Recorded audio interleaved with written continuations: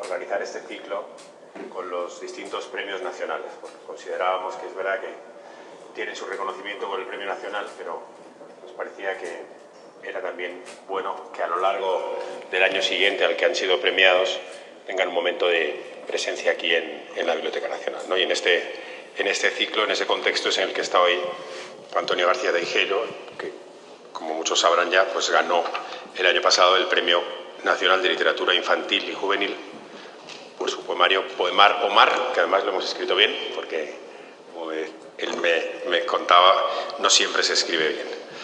Y nada más, sin más, le hemos invitado para que nos hable, así que les dejamos con él y le damos la palabra. Muchas gracias.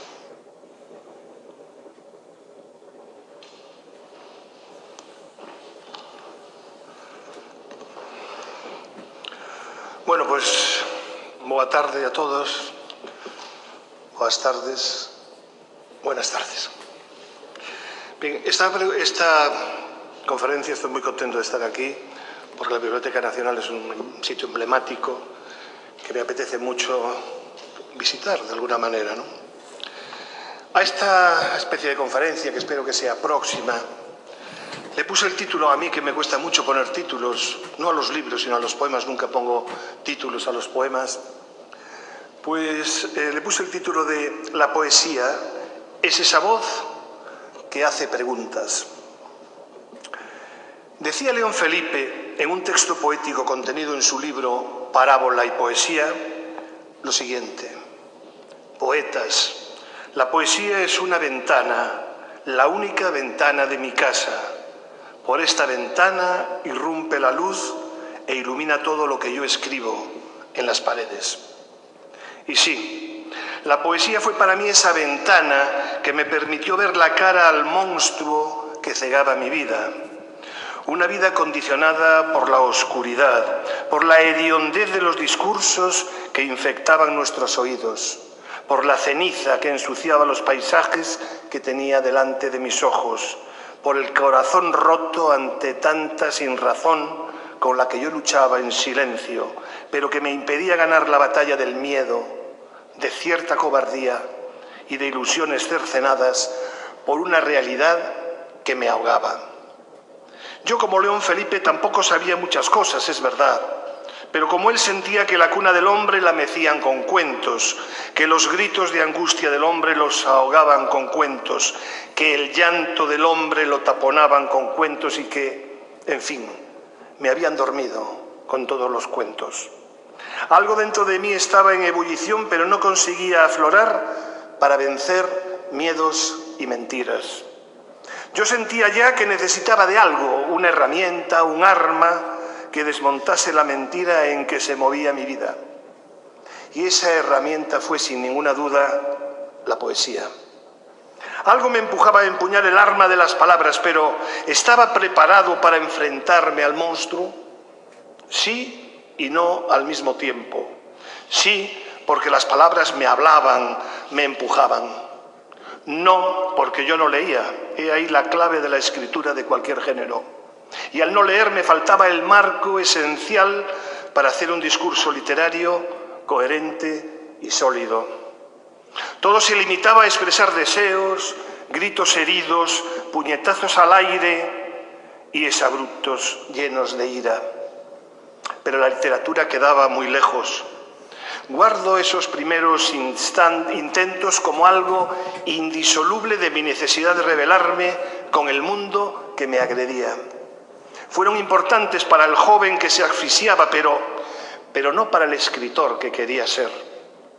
Yo escribía versos como estos: una bala de cañón, un eslabón deformado, un amor incomprendido, canto, lloro, estoy cansado. Tenía 21 años y estaba buscándome. O como estos: vida, selva arbolada, hiedra marchita, cadáveres vívidos, sombras de fulgor. Palabras, palabras. Pero en esto llegó la voz de alguien que mostró con su guitarra que había poetas que oían mis lamentos y estaban dispuestos a ayudarme a cambiar mi vida, a abrir esa ventana para que el aire putrefacto que yo respiraba se purificara y me diera alas para volar. Escuchar palabras para Julia en la voz de Paco Ibáñez fue un asidero de emoción. Conocer a Blas de Otero y su "Nos llamarán a todos" fue un aviso decisivo. Cantar a una piedra pequeña, a una piedra ligera, a un canto que ruedas, fue una luz que vi brillar en mi cielo particular con el aliento de León Felipe. Aquello era distinto. Aquello era sentido por mí como una flecha lanzada al corazón. Fue la ventana que me abrió la palabra directa en la voz de un trovador que llevaba los versos a su espalda para hacernos partícipes de su lucha particular, que se estaba convirtiendo en mucho más, en muchísimo más. Allá andaba yo con mi música y las canciones de Bob Dylan. Ya me estaba yo convenciendo de que muchas preguntas que el bardo de Minnesota se hacía y yo hacía mías estaban soplando en el viento. Y apareció una obra excelsa de Joan Manuel Serrat que me abrió la ventana de la poesía de un hombre bueno, un hombre que escribía poemas desde lo más hondo de su ser, Antonio Machado. Y profundicé en esa poesía de la que él decía, hablando de ella en general, que era la palabra esencial en el tiempo. Y de Miguel Hernández, otro descubrimiento muy especial del que solo conocía andaluces de Jaén. Fue de nuevo Serrat quien me abrió su ventana de manera definitiva con otro disco dedicado al poeta oriolano. Y lloré con sus nanas de la cebolla. Me estremecí con su elegía a Ramón Sigé y pude descubrir el hondo lirismo que poseían sus versos. Ventanas que se abrían para emocionarme con la palabra poética. Me hice con las poesías completas de don Antonio en una edición de Austral del año 73. Yo, para todo viaje, siempre sobre la madera de mi vagón de tercera, voy ligero de equipaje. Ese mismo año compré los poemas mágicos y dolientes de Juan Ramón Jiménez en la editorial Losada. Muere la tarde, el cielo es de un cobre amarillo y suntuoso. Bandadas tristes van hacia un jardín ilusionado y roto. Y conseguí Marinero en tierra de Rafael Alberti, también en la edición de Losada, una editorial que jugó un papel fundamental en el aprendizaje de tantas personas en una época difícil. No sabía cuánta importancia iba a jugar este libro en mi vida de escritor. La trilogía del mar, que yo escribí, de la que forma parte Poemar o Mar, está propiciada por la concepción literaria que Rafael, con el que conviviría muchos años después, me acercó casi, sin darme cuenta. Madre, vísteme a la usanza de las tierras marineras, el pantalón de campana, la blusa azul ultramar y la cinta milagrera. ¿A dónde vas, marinero, por las calles de la tierra? Voy por las calles del mar. Escuchando a Paco Ibáñez irrumpió Lorca en mi vida, un Lorca fundamental a la hora de escribir poemas para niños. Una persona excitante, una delicia de obra, también de la editorial Losada, era la antología que compré del poeta granadino. Llegó para instalarse definitivamente en mi vida. Sobre el cielo verde, un lucero verde, ¿qué ha de hacer amor, ay, sino perderse? Y también León Felipe con su antología Rota, también de Losada, y otra más de Gabriel Celaya, y el volumen Ansia de Blas de Otero. Desesperadamente busco y busco un algo, qué sé yo qué misterioso, capaz de comprender esta agonía que me hiela, no sé con qué, los ojos. Yo también buscaba desesperadamente algo, no sé si misterioso, pero sí necesario. Yo me buscaba a mí mismo. Era prioritario encontrarme, dar pasos, andar caminos, sentarse en remansos de paz para reflexionar. Y encontré eso que buscaba en la poesía. Yo era docente, siempre he tenido la necesidad de enseñar, fue mi gran pasión. Pero no quería que mis alumnos y alumnas vivieran de espalda a la poesía. Quería que tuvieran vivencias muy distintas de las mías, que no se encontrasen con un vacío en los momentos en que se estaban formando. Así que les abrí 1000 ventanas posibles. Los clásicos que yo había descubierto, los poetas soporte, los poetas que me habían sacudido, debían sacudirlos a ellos y a ellas. Introduje poemas en mis clases de manera constante, nunca como algo ocasional para rellenar el tiempo. Les puse poemas en música, recitábamos, leyendo o de memoria, poemas escogidos para emocionarlos. Cantábamos. Nunca olvidaré las lágrimas de una niña de sexto de BGB cuando ella y sus compañeros entonaban y decían con fuerza el golpe a golpe, verso a verso, machadiano, con música de Serrat. Y yo compraba libros de poemas y se los regalaba. Todo me daba igual, con tal de contagiar a mi alumnado con versos que los hiciesen vibrar. Porque con la poesía descubríamos día a día, yo el primero, mundos desconocidos pese a estar tan cerca. Porque con la poesía poníamos el acento en el conocimiento de nosotros mismos y de los que nos rodeaban. Porque con la poesía nos emocionábamos ante la belleza, con la crítica social, con los paisajes diversos, con la mirada atenta en las cosas. Le poníamos color a los espacios oscuros, dotábamos de musicalidad aquello que nos la exigía. Sentíamos el ritmo en nuestros cuerpos, reíamos y nos sobrecogíamos. Escribíamos y penetrábamos en las estructuras poéticas de los grandes poetas. Vivíamos disfrutando a fondo del empleo cuidado y talentoso de la palabra bien utilizada. La poesía se convertía ya en el paisaje de los sueños. Otra nube que tuve que disipar fue la traición que el régimen y el entramado social tan deprimente tenían con el idioma gallego, con mi idioma gallego. Siempre me he sentido estafado con el ultraje y el desprecio que la lengua gallega sufrió durante muchos siglos. Fue muy duro comprobar que me habían secuestrado una parte de mi ser. Y como yo ya estaba en una situación de rebeldía constante y de desafección por todo aquello que me había envenenado, comencé a sumergirme en la poesía de mi tierra escrita en gallego. Fue algo que me produjo tristeza y satisfacción. La tristeza del engaño, la satisfacción del descubrimiento, del compromiso, de la belleza. Rosalía estaba ahí, sí, pero muy trivializada en amplios sectores de una sociedad que despreciaba el gallego. Y yo, a través de un libro, creo que de Aguilar, en papel Biblia, me introduje en su poesía y lloré. Lloré de emoción y lloré de rabia. Estaba loco el mundo. ¿Cómo se podía mantener a una excelsa poeta como ella en el más absoluto desconocimiento? Cruel y mezquino fueron dos de los adjetivos, o cruel y mezquina, fueron dos de los adjetivos que empleé para definir la situación.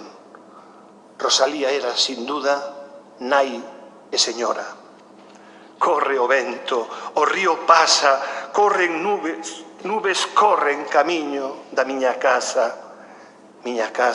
meu abrigo, vanse todos, eu me quedo, sin compaña, nin amigos. Después vinieron otros, nombres importantes que dieron lustre a una poesía muy viva, pero que se movía en círculos casi cerrados. Puro desconocimiento orquestado. Y fui descubriendo a magníficos y diversos poetas como Curros Enríquez, Eduardo Pondal, Cabanillas, Manuel Antonio, Luz Pozo Garza, Xoana Torres, Álvaro Cunqueiro, del que se desconocen sus extraordinarios poemarios, Méndez Ferrín, entre otros, hasta llegar a Celso Emilio Ferreiro, verdadero motor de una poesía reivindicativa, aunque no solo, que ponía la lucha y el idioma en boca de tantas personas necesitadas de ella. Y yo ya amaba profundamente una lengua que me habían robado. Lingua proletaria do meu povo, Eu falo porque sí, porque me gosta, porque me peta e quero e dame a gana, porque me sai de dentro, aló no fondo, dunha tristura aceda que me abrangue, decía el poeta de Celanova, Celso Emilio Ferreiro. Ya dije, creo, que yo era docente. Era un maestro que también buscaba nuevos caminos para llegar a lo más íntimo de sus alumnos y alumnas. Siempre estaba dispuesto a motivarlos, a sacudirlos, a abrirles puertas y ventanas. La poesía formaba parte esencial de mi ideario como docente y estaba dispuesto a que ellos la hicieran suya. Me comprometí a ello sin mirar para atrás, sin sentarme a perder el tiempo. Todos necesitábamos mucha energía y mucha pasión para conseguir los objetivos. No fue fácil, porque no encontré apoyos en los compañeros. Lo tuve que hacer en solitario, pero me dio igual. Sufrí y trabajé en silencio, conteniendo la rabia. Descubrí casi a finales de los años 70 a un poeta gallego que me marcaría el camino, pues también escribía para los pequeños, Manuel María, y su libro en gallego, Os soños na gaiola. Comencé a leer a mi alumnado esos poemas en un idioma amordazado, despreciado, como este, dedicado al viento. O vento e o seu alento é cousa que non se ve. O vento ten un misterio, un vento, o vento un misterio é. Ás veces é un murmurio, un sopro maino da brisa, solermiño alumiñador, semellante a unha sonrisa. Ás veces o vento zoa, poderoso, ameazante, leva lousados e árbores coa súa forza de xigante. Noté cómo los niños se divertían escuchándolos en mi voz. Siempre he mantenido que la poesía debe entrar en las aulas y en las casas en voz alta. También les gustaba leerlos a ellos y hacer dibujos y cantarlos. Era la fiesta de la poesía. Yo necesitaba escribir. Siempre lo había necesitado. Al margen de los poemarios de Manuel María, no encontraba poemas que se adecuasen a niños de 8 años a los que les daba una hora de literatura viva, una hora suelta en el horario, porque yo daba clase a los mayores. Animado por los poemas del poeta monfortino, comencé a crear versos. Poemas incompletos, pero que tenían el objetivo de ser disfrutado por ellos y por ellas. Y un día, mientras ilustraba una composición poética de Manuel María, emborroné un papel que estaba sobre mi mesa. Con una fuerza desconocida hasta ese momento, me levanté de la silla, me di la vuelta, me puse enfrente del encerado y comencé a escribir. 3 pombas chegaron cansas, 3 palomas llegaron cansadas, tristeiras, preto dun neno, moi tristes, cerca dun niño. O neno deullos un beixo, el niño les dio un beso. As pombas non se moveron, las palomas non se movieron. El niño, o neno con aloumiños, el niño con caricias, deixounas case no ceo, las dejó casi en el cielo. O neno de brancas mans al niño de manos blancas, as pombas non esqueceron, las palomas nunca olvidaron. Fue algo mágico, algo insospechado, algo sublime. Los niños quedaron sorprendidos, yo también. Lo leyeron, lo copiaron, lo ilustraron. Ese fue el primer poema que hice de poesía pensada en los niños. Me sentí tan bien que me prometí a mí mismo que no dejaría de escribir poesía infantil nunca más. Y lo he cumplido y sigo cumpliéndolo 40 años después. Además de mis poemas, fui introduciendo de manera sistemática versos de poetas, hombres y mujeres que hacían poesía infantil desde la calidad literaria, desde el respeto hacia los pequeños, desde el amor por el lectorado. Compré poemarios de personas tan significadas como Gloria Fuertes, María Elena Walsh, Carlos Murciano, Celia Viñas, entre otros. Entré en el mundo de la literatura tradicional de la mano de Carmen Bravo Villasante o Ana María Pellegrín. Conocí la poesía muy ligada al alumnado novedosa de Federico Martín. Sentí la importancia de personas como Gianni Rodari a la hora de crear un universo lleno de libertad. Me perdí por las páginas de antologías realizadas por criterios serios y solventes para comprender lo mejor posible el amplio abanico poético de personas que hacen de la poesía pensada para los niños y los adultos, añado yo, un modo de vivir. A partir del año 1988, mis poemarios infantiles comenzaron a aparecer. En gallego, fundamentalmente, un compromiso innegociable con mi lengua y mi cultura, pero también en castellano. Yo creo firmemente en el compromiso con la poesía, en su necesidad y en su efecto placentero, lúdico, pero también reflexivo y crítico.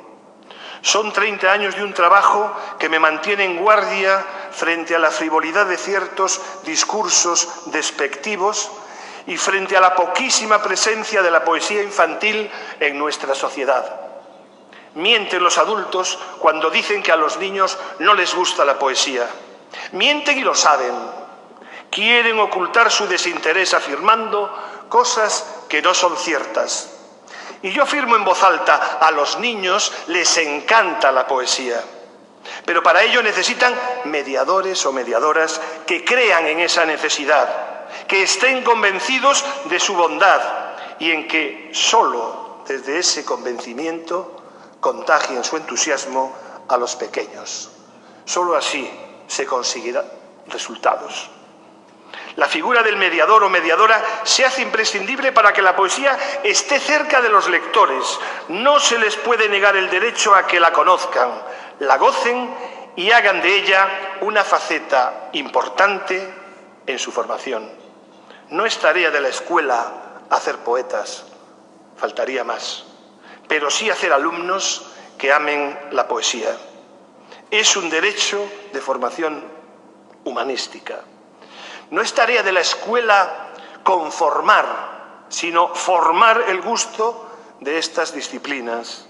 Solo así haremos lectores de poesía, o al menos personas que verán la poesía de manera natural y positiva y la despojarán de prejuicios necios y de esa etiqueta de cursilería que se le ponía tan a menudo.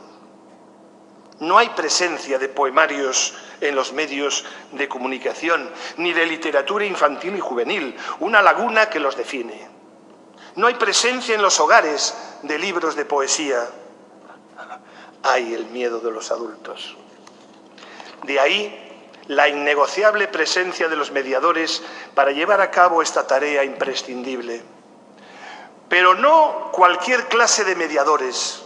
Mediadores y mediadoras que deben valorar el aspecto lúdico de la poesía y, en palabras de María Teresa Fernández Costa Guedes, estar convencidos de lo mucho que contribuye a un mejor conocimiento del niño, de su universo, el fomento de saber ver, saber escoger, saber inventar el hecho de desbloquear la espontaneidad y de hacerlos más independientes, son algunos de los rasgos que deben poseer.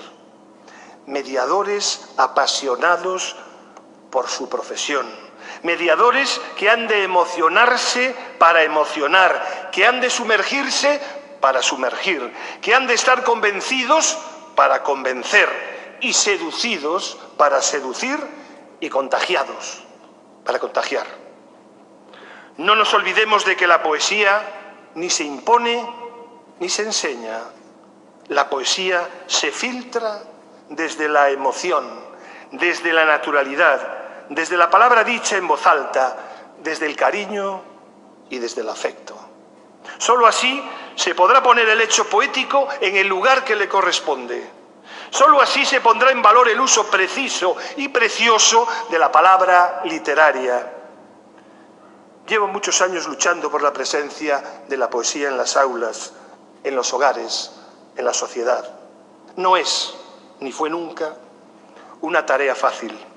Hay demasiados prejuicios en contra. Prejuicios que se pueden ir disipando si decimos los versos en voz alta desde el corazón. Y no son palabras ni frases bonitas. Desde el objetivo de que cada lector haga suyo el poema que lee o escucha. Lectores y lectoras activos que no buscan desentrañar jeroglíficos, sino sentirse partícipes de lo que a ellos les está diciendo el poeta o la poeta. Hay un número enorme de poetas, hombres y mujeres en la actualidad, para acercárselos a los niños. Hay mucha calidad en lo que escriben, no hay disculpas. El espectro poético es muy amplio y podemos escoger con facilidad.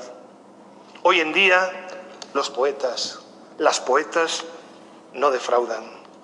Conocen perfectamente los senderos que deben recorrer para hacer felices a sus lectores. No caben evasivas de ninguna clase. La palabra poética es un tesoro que debemos descubrir y guardar para con él poder hacer felices esos seres, auténticas esponjas que absorben aquello que se les ofrece desde la honestidad literaria, con entusiasmo y convicción. Lo digo como alguien que lo vivió día a día durante 40 años de docencia. Lo digo desde el escritor que tiene muchos poemarios infantiles y que se siente muy orgulloso de estar cerca de los chavales. He dicho escritor. ¿Y cómo me he planteado yo a lo largo de los años el hecho poético? Desde luego, nunca he intentado dar una definición plena de qué es la poesía. Me lo han preguntado 1000 veces y tal vez he improvisado para quedar bien, para que resultase bonito, pero sin convencimiento, porque yo asumo claramente que la poesía no se puede definir. Todo lo más, crear unos versos o unas frases posiblemente hermosos que se convierten en poesía, pero que no la definen. Unas metáforas bellas que muestran nuestra capacidad creativa o de improvisación, y nada más, y nada menos. Me molesta esa obsesión que tienen las personas por las definiciones. ¿Hay que definirlo todo?, me pregunto. Desde luego que no. Hay que gozarlo, evocarlo, decirlo. Hay que emocionarse, hay que sentirlo dentro.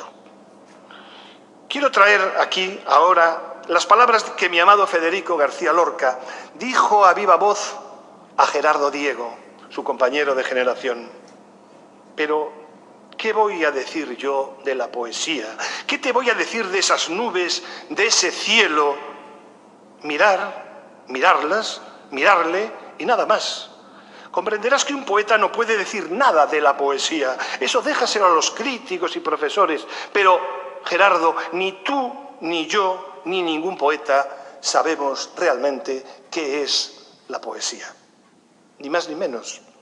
Lo importante es que nazca, que llegue, que se la quiera desde las primeras edades, que nos transporte con emoción por la senda de la vida, que se diga jubilosa en voz alta, que nos permita tocar la belleza. Y me acuerdo aquí de Luis Eduardo Aute, cuando decía: son como son porque no tocaron ni un instante la belleza, en una canción maravillosa. Que nos permita, pues, tocar la belleza, que nos acerque a quienes somos en realidad, porque los poemas son carreteras que nos llevan al país de nosotros mismos, caminos con sombra que nos resguardan de monstruos bien visibles o nos dan fuerza para vencerlos. De mí puedo decir que soy un viajero que viaja desde dentro hacia afuera para volver a mí mismo.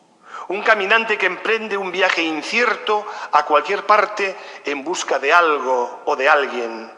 Un viaje de dudas y de palabras en busca de las 1000 verdades que conforman nuestra vida, capaz de hacerme preguntas para ver horizontes. Gracias a la poesía conseguí conocerme mejor, conseguí ser un poco más dueño de mí mismo, comprender lo que quería respirar en mi existencia y perfilar mi relación con los demás. Escribiendo poesía, expresas los sentimientos, manifiestas tu compromiso con el ser humano y contigo mismo a través de la emoción y de la fuerza de la palabra. Poesía es refugio, poesía es rebeldía, poesía es tomar rumbos diversos, poesía son experiencias continuas que te ayudan a respirar y a sentir que vives, poesía es descubrir horizontes que den sentido a cada acción que realizas.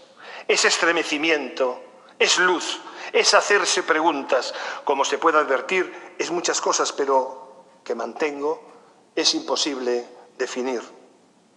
Cuando en los centros de enseñanza los niños y las niñas me preguntan en qué me baso, en qué me inspiro para escribir, siempre contesto lo mismo: en la vida, en las lecturas que hago y en la música que escucho. Y los animo a que anden por esa vida con los ojos abiertos, con los oídos muy atentos y con el corazón muy receptivo y permeable a todo lo que ocurre a su alrededor. Que lean poesía, que se fijen en las estructuras, que sientan el poema. Ese poema escrito por los muchos hombres y mujeres que escriben desde el corazón para hacerlos felices, que los aman y lo demuestran con la escritura dedicada a ellos y a ellas. Hombres y mujeres que se llaman Gloria, que se llaman Carlos, que se llaman Antonio, Mar, Beatriz, Ana María, Joan, Raúl, Antón, María Jesús, Gabriela, Fran, Elena, Manuel María, Enrique, José, Carmen, Carles, Miquel, Juan, Marisa, Celia, Adriano, Jaime, Pedro, Margarita, José Antonio y tantos otros y otras que han hecho y seguirán haciendo las delicias de los pequeños a través de sus poemas. Por eso los quiero nombrar. En cada nombre hay 2 o 3, o puede haber 2 o 3 personas que se llaman así.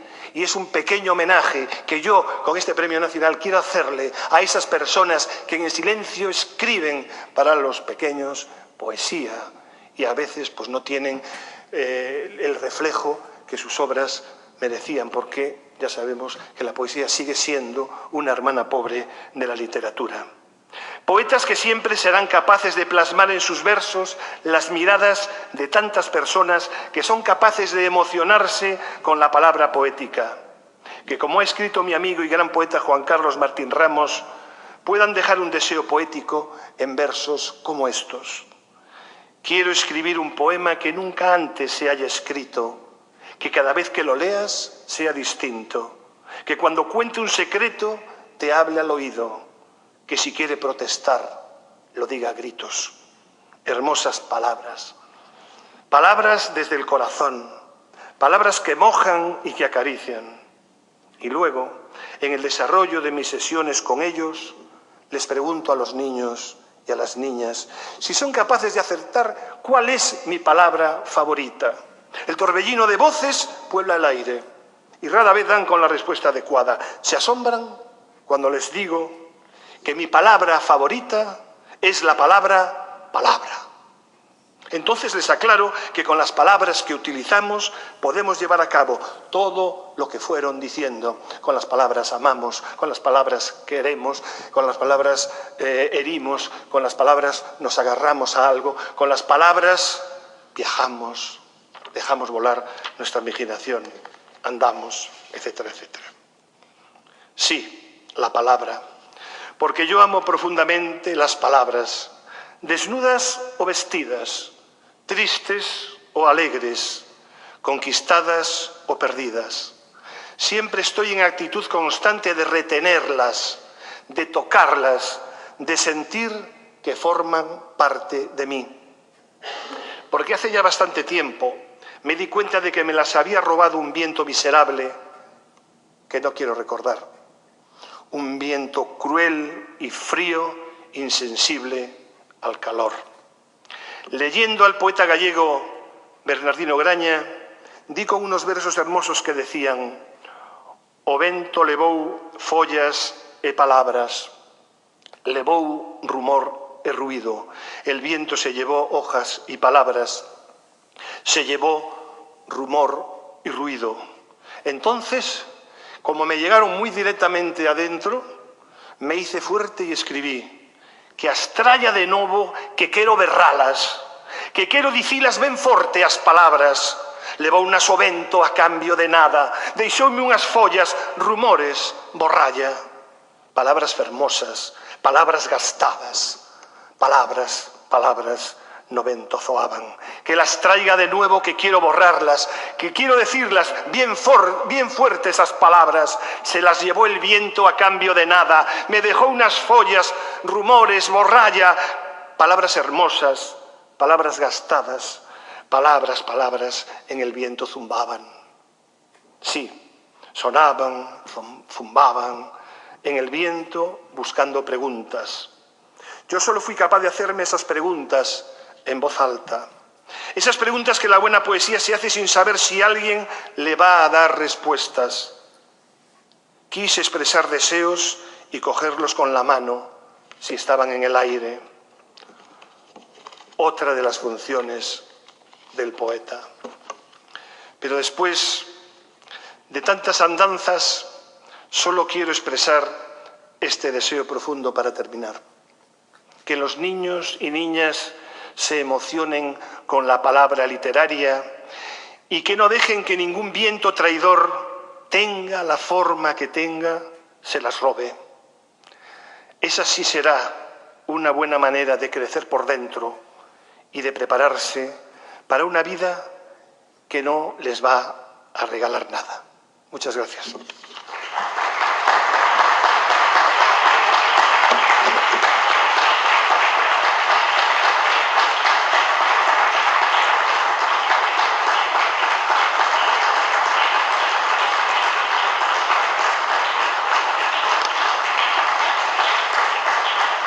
Gracias.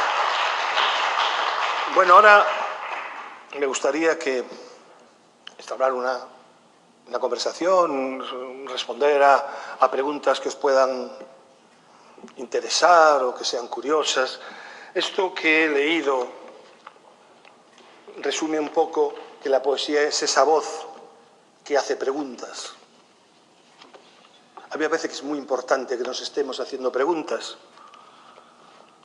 Pero la poesía no va a dar respuestas, va a permitir que hagamos preguntas.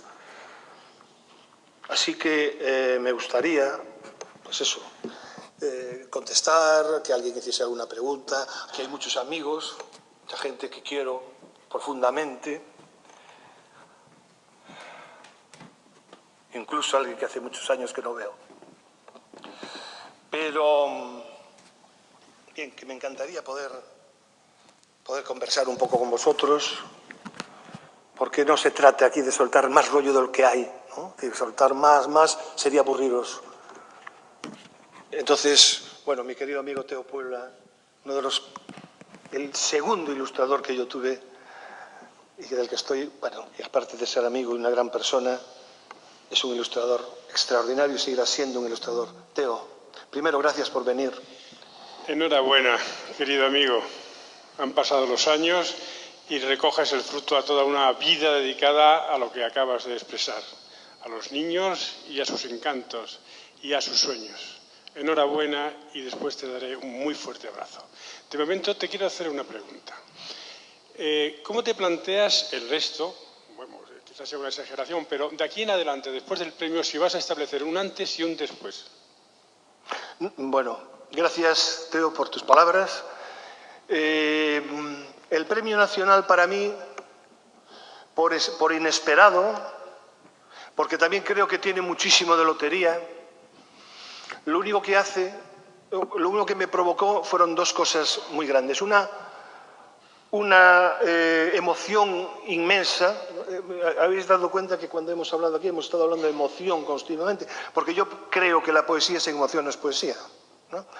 Entonces, para mí fue algo maravilloso, por inesperado. No lo esperaba y sinceramente me sentí muy bien. Pero siempre dije, y lo digo, que ojalá este premio sirviese, que yo ya lo dudo, porque ya dudo de casi todo, ojalá sirviese para que la poesía estuviese más presente en los centros de enseñanza, en las casas y en las personas. Para mí eso sería la mayor alegría.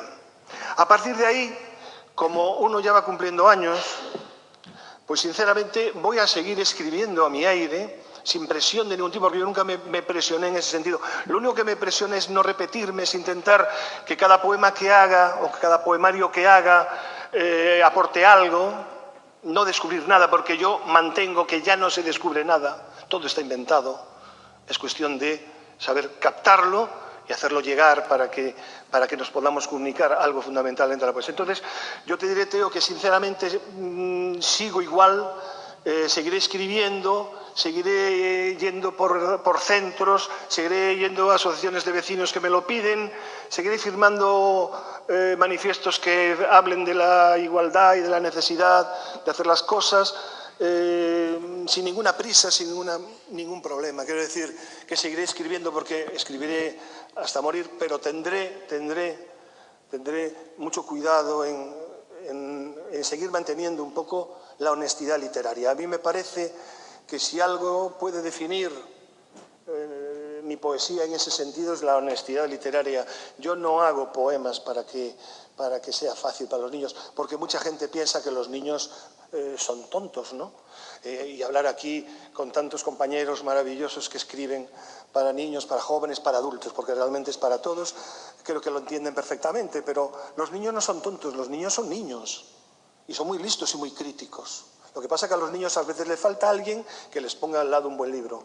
Y eso es lo que seguiré haciendo siempre para que la poesía y la literatura en general, la palabra literaria, esté presente, porque sin palabra literaria vamos muy mal en esta sociedad.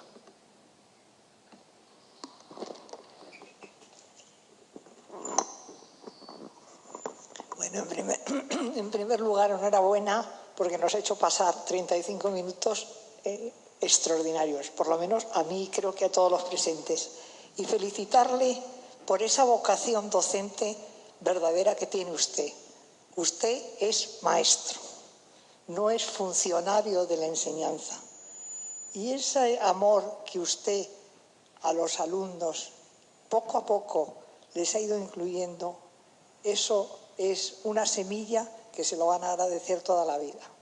Y además le admiro porque por los años que veo que tiene y los años que usted ha ejercido, se habrá encontrado muchísimas dificultades dentro de sus mismos compañeros, de sus directores y, si me apuran un poco, de sus inspectores.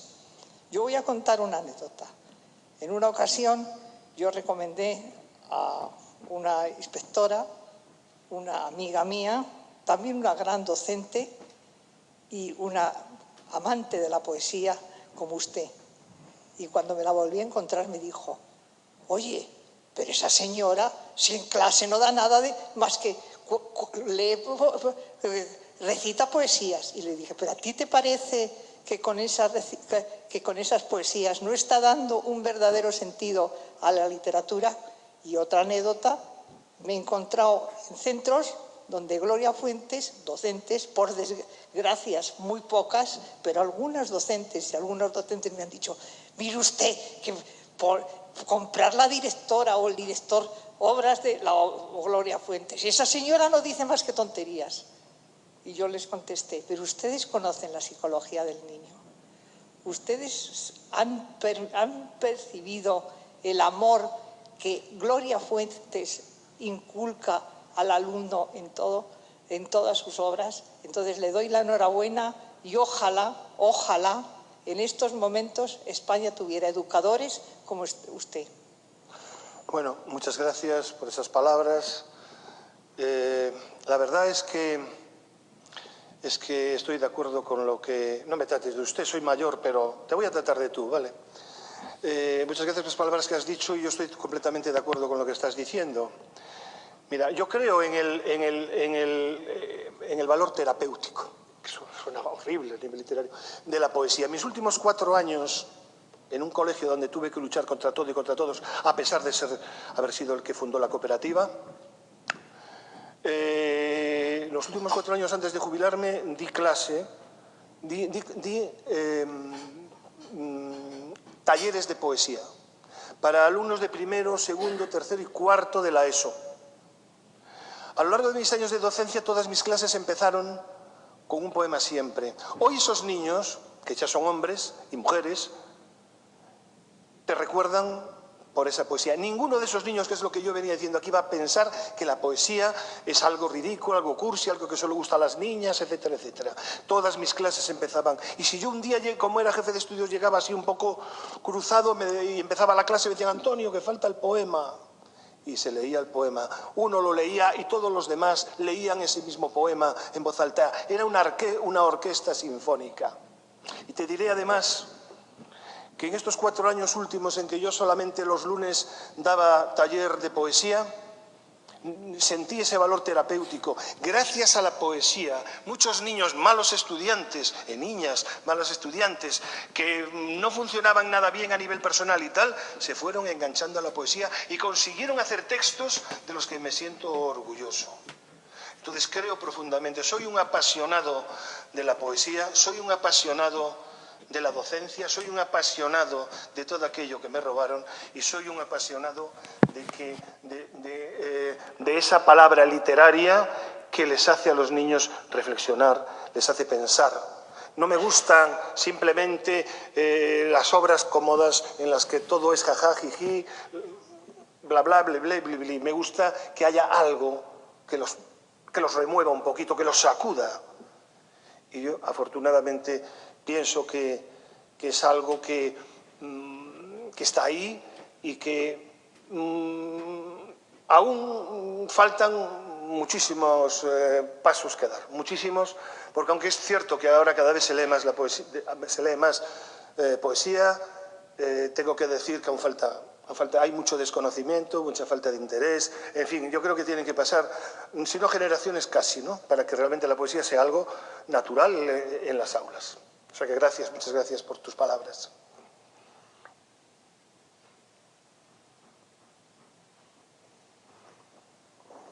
Bueno, pues gracias por tus palabras emocionadas y emocionantes y gracias también en nombre de la poesía y yo creo que en parte por aquellos que también nos dedicamos a escribir poesía para niños. Pero yo quería preguntarte, ¿por qué crees tú que las editoriales tienen tanto temor a la poesía infantil? Bien, vivimos en un mundo que, como bien sabes, se busca beneficios. Y tal como está nuestra sociedad actual y tal como está la sociedad, incluso, pues digamos, a nivel docente, pues la poesía no se vende. No se vende. No se vende como ellos quisieran. Entonces estamos en franca desventaja, desde luego. Yo, que tengo libros de narrativa, tengo novelas, tengo libros de cuentos, etcétera, hace muchos años que tomé la responsabilidad, el compromiso de hacer poesía. No me importan los derechos. No me importa que se vendan los libros. Si hacen fotocopias, lo siento, pues si hay gente de editoriales aquí, pero lo digo sinceramente. Si hay fotocopias de poemas, hablo fotocopias de poemas, y se trabaja y se emociona la gente con la poesía, yo me doy por satisfecho. Pero claro, las editoriales hay que reconocer que también tienen que vivir, tienen que llevar adelante muchas cosas, y es evidente que la narrativa se vende con mucha más facilidad que la poesía. Entonces, bueno, yo creo que están haciendo un esfuerzo, Yo creo que están haciendo un esfuerzo. Bueno, en Galicia, desde luego, tenemos bastante suerte porque se hace un esfuerzo bastante grande con la poesía. Y creo que las editoriales empiezan a publicar, siempre tienen ese reducto. Están en clara desventaja, pero yo creo que dicen, es que no se vende la poesía. Claro, no se vende a veces porque no se presenta adecuadamente, otras veces por el miedo que yo decía antes de que los adultos le tienen, porque vienen con unas educaciones castradas a esos niveles y lógicamente no saben qué hacer delante de un libro de poemas. Y es facilísimo, es solamente decir poemas en voz alta, leerlos en voz alta. Esa es la mejor manera no hay clases de poesía, hay filtración de la poesía. Entonces, eso algo puramente económico, sinceramente, Carlos, así pienso. Y quiero decir que estoy muy contento de que estés hoy aquí, porque eres una de las personas que más admiro yo, dentro del mundo de la literatura, dentro del mundo de la poesía, concretamente infantil. Que hoy te haya visto aquí, cuando llevo varios días pensando en ti, me ha producido una alegría inmensa. Y os agradezco a ti, a Carmen, que hoy estéis aquí, porque eres un maestro y así hay que reconocértelo.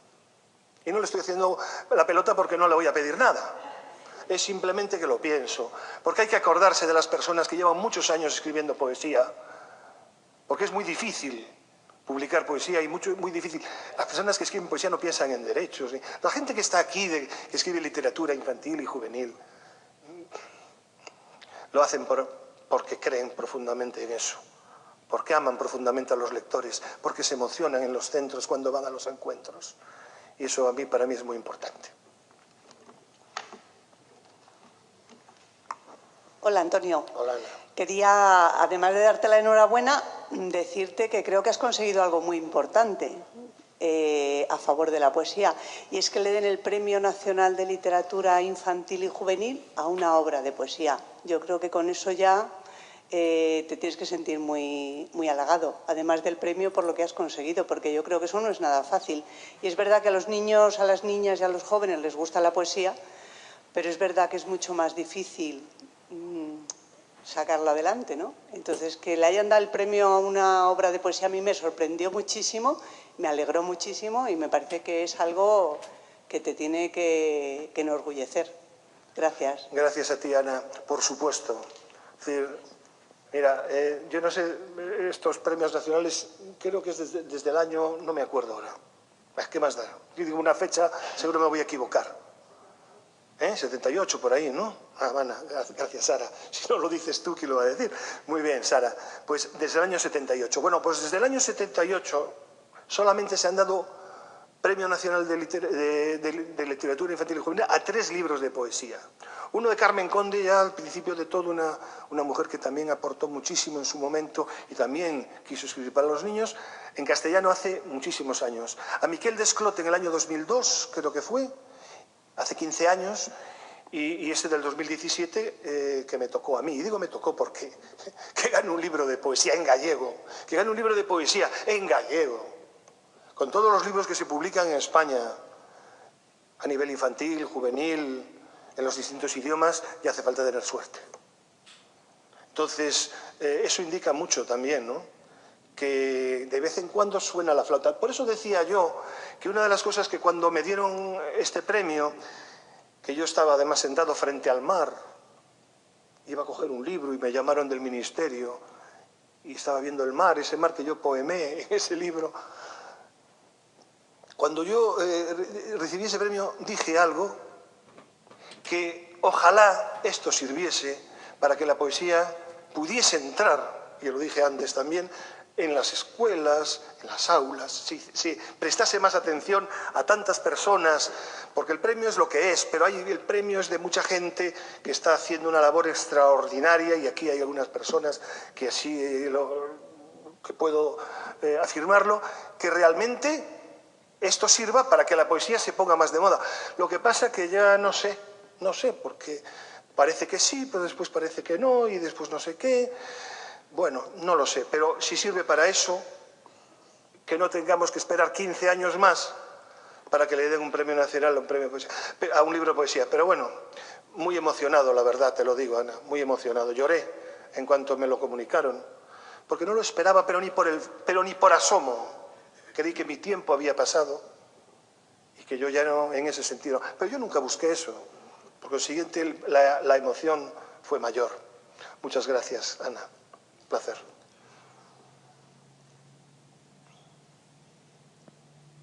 ¿Vas a preguntar algo?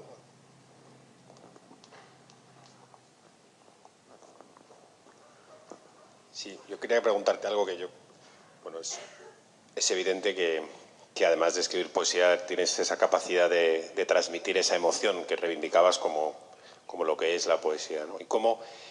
Y probablemente ya has dado la respuesta diciendo leer en voz alta, ¿no? Porque uno piensa que el problema de introducir la poesía en la enseñanza es que no tengas gente como tú que tenga esa pasión. Y por tanto, en el momento ¿cómo haces? Claro, yo me acuerdo de Sabater que decía que el problema no era que a los adolescentes les gustaba la filosofía, es que no les gustaba a los profesores de filosofía. Y que si tú le preguntas a un adolescente por la muerte, pues seguro que es algo que le va a interesar. Si le empiezas hablando de los presocráticos y le das la lista, pues no le va a interesar, ¿no? Y con la poesía es un poco igual. Igual ya has dado la respuesta, pero ¿cómo crees que se puede introducir en la enseñanza? Yo vengo de vivir en América Latina, donde todavía se recita mucho esa poesía hablada, es decir, y los niños recitan de memoria. Y eso hace que haya una cultura de la poesía mucho mayor que la que tenemos aquí, ¿no? Hay festivales de poesía multitudinarios con masas de gente acudiendo, ¿no?, en estadios a escuchar poesía. Y eso es verdad que aquí se ha perdido, probablemente porque se ha perdido esa idea de la poesía leída, ¿no? Y probablemente porque hay toda una generación de poetas ahí para adultos que han hecho poesía para no ser leída en voz alta, sino para ser leída en voz baja. Y eso ha hecho que se haya perdido esa correa de transmisión, ¿no? Sí, mira, bueno, me hablas de América Latina y yo te diré que mis experiencias en Colombia, estuve 15 días en Medellín y fue algo verdaderamente... No tengo palabras. Yo les dije a los de Medellín, seré siempre un embajador de Medellín en el mundo porque siempre que puedo hablo de Medellín y mi estancia allí. Allí todavía hay ilusión. Allí todavía tienen cosas que conseguir. Aquí cree la gente que ya las consiguió, pero están equivocados. Allí hay una visión de la vida desde el punto de vista literario ilusionante. En México estuve en noviembre y era maravilloso, 400 personas escuchando una conferencia mía y otra de Gonzalo y otra ilusionados con todo lo que les estabas contando. Tienen capacidad de asombro. Aquí no, aquí parece que ya llegamos a mil cosas y estamos muy lejos de conseguir esas cosas. Realmente yo sí creo en la emoción y creo desde el convencimiento y creo en la oralidad de la poesía. Es decir, la poesía, y no me canso de repetirlo, ha de entrar siempre en voz alta. Si tú entras en tu clase con un libro, porque a mí me gusta más leerla que recitarla. Quiero decir, leerla que recitarla de memoria. Porque quiero esa relación libro y entras y te vas por el pasillo y le vas leyendo y miras a los ojos de ese niño, de esa niña que te está escuchando. Es una experiencia maravillosa. Las llenas de emoción, se callan. Entonces, yo creo que la única manera que hay de que la poesía y la literatura en general, y yo podría hablar de la literatura, no solo de la poesía, hablo de la poesía porque estoy hablando ahora de la poesía, pero creo en la literatura en general, la narrativa. Yo lo que creo es que, primero, como dije antes, tiene que haber mediadores. No llega la cosa así porque sí, por el aire, de una manera... Esos mediadores o mediadoras, esas personas que creen en lo que hacen, son los que realmente pueden remover y hacer que a las personas les guste. Si tú en clase empiezas a decir un poema como si fuera el ejercicio 5 de la página 27, pues los niños verán esa poesía como el ejercicio 5 de la página 27 y nunca se colgarán y se agarrarán a la poesía. Yo creo en la fuerza de la palabra, en la fuerza de la mirada, en la fuerza de la emoción, en definitiva, para que esos vean, los niños y las niñas vean, y los jóvenes. Y te repito, yo estuve 4 años haciendo talleres con niños complicados, porque en la cooperativa nuestra era un sitio difícil en Vigo, no era un sitio cómodo, y esos niños respondían. Respondían porque veían que había emoción, que había interés, que había honestidad, que había naturalidad. Y eso para mí no hay otra cosa. Y también, de paso, le podría decir al Ministerio que se dejase de tanto rollo curricular y tanta papel que cubrir que tienen los maestros y que potenciase más las emociones, que yo creo que es lo que vale. Veo a maestros de tercero de primaria, cuarto de primaria, enrollados con 1000 papeles y 1000 cosas y 1000 cosas y mal cosas que no valen absolutamente para nada y les roba tiempo para dedicarlo a lo que tenía que ser.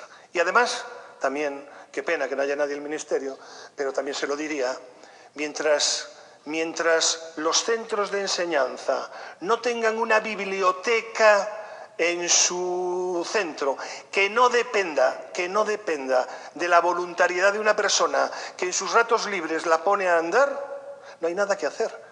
Podremos meter todos los ordenadores y todas las pizarras electrónicas que queramos en las aulas. Si no ponemos una persona en una biblioteca que la dinamice y que sea el centro de ese centro educativo, daremos pasos, pero seguiremos a la cola del mundo. Porque aquí nos creemos que lo sabemos todos, pero estamos muy lejos de lo que tenemos que saber. Aquí damos lecciones de todo a todo el mundo, pero estamos muy lejos de lo que tenemos que saber. Entonces yo ya no creo en estas cosas. De ahí que sí creo en las personas. Les cuesta mucho, pero hay mucha gente que se está sacrificando. Pero no es así la cuestión. Es que hay que facilitarle su labor y aquí no se facilita nada.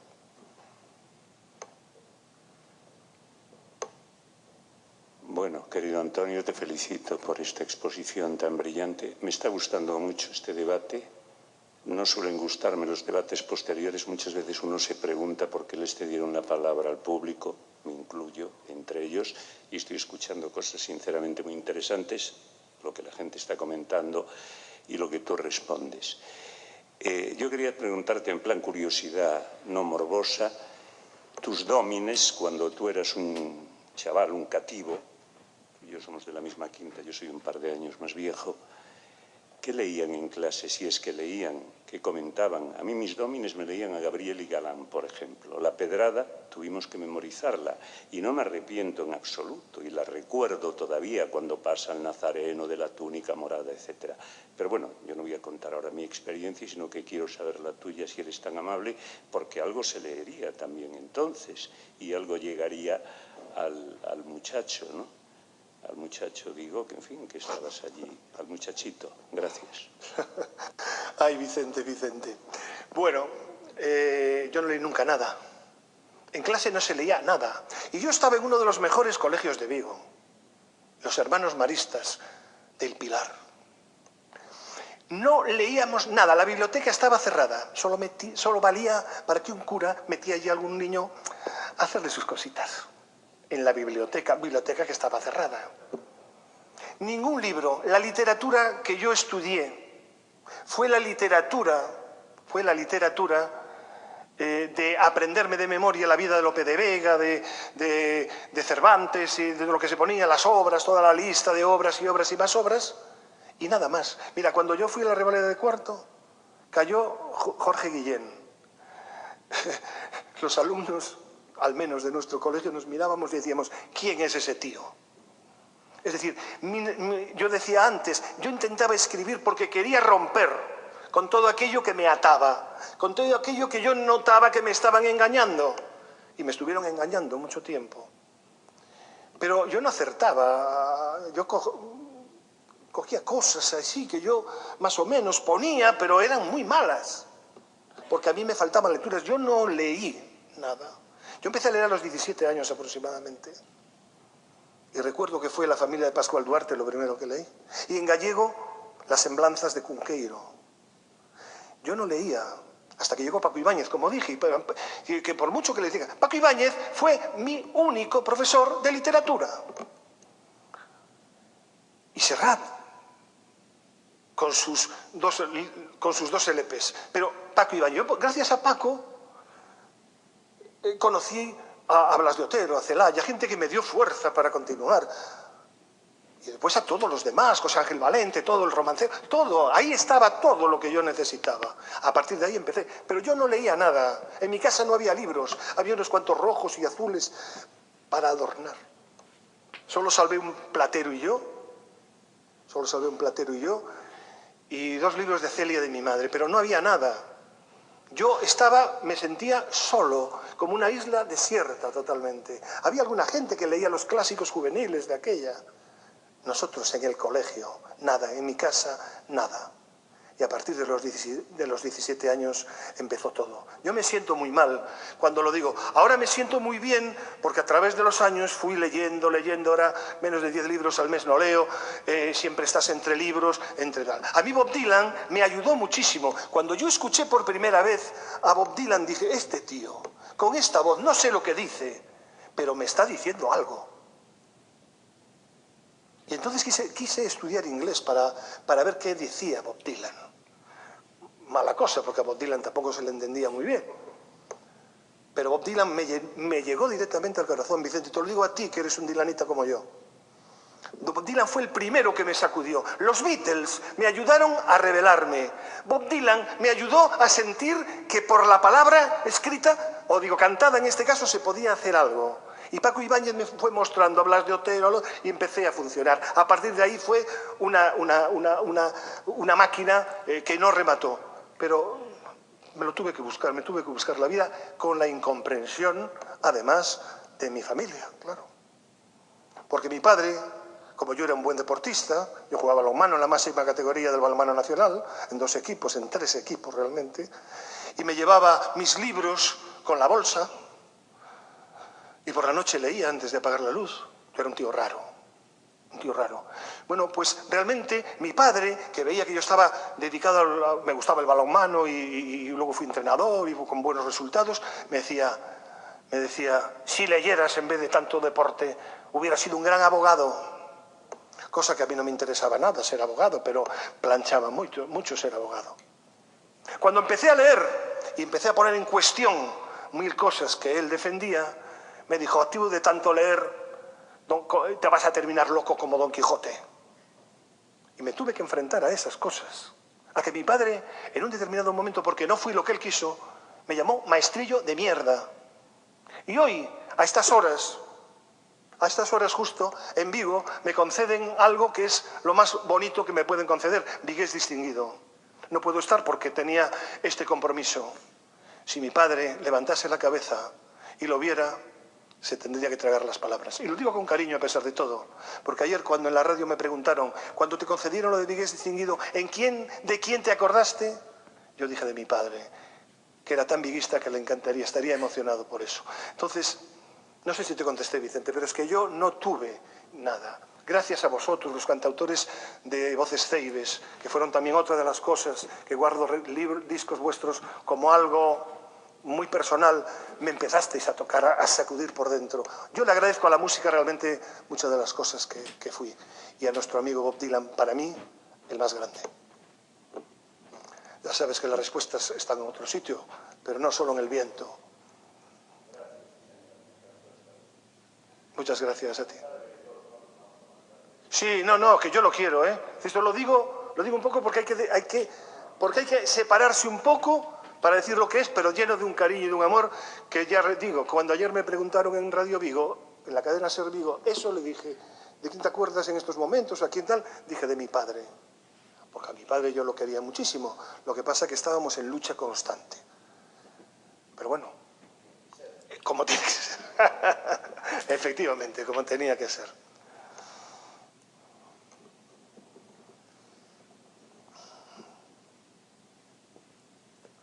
Bueno, pues si me permitís, si no hay más preguntas, me permitís que termine con un poema de poema normal.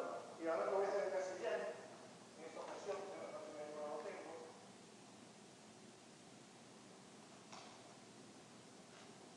Aquí, en Poema del Mar, aquí hay muchas cosas, ¿no? Aquí está un poco, como en todos mis libros, aquí hay poemas basados en la vida. El mar es maravilloso, pero también es traidor. Luego la vida está aquí.